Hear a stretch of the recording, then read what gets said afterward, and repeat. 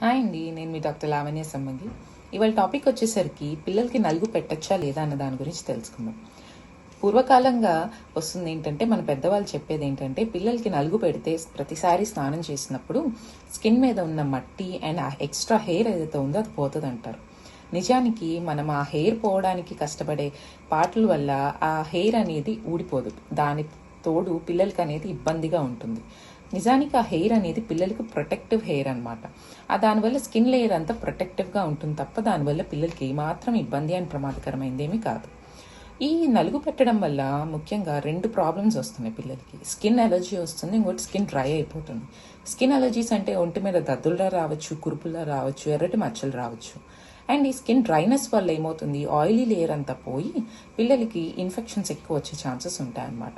So పిల్లలకి తరచూ ఈ నలుగులు అనేవి మాత్రం పెట్టద్దు. ఎప్పుడో ఒకసారి పెట్టుకున్న ప్రాబ్లం ఉండదు, కానీ డైలీ మాత్రం నలుగు పెట్టద్దు. Thank you.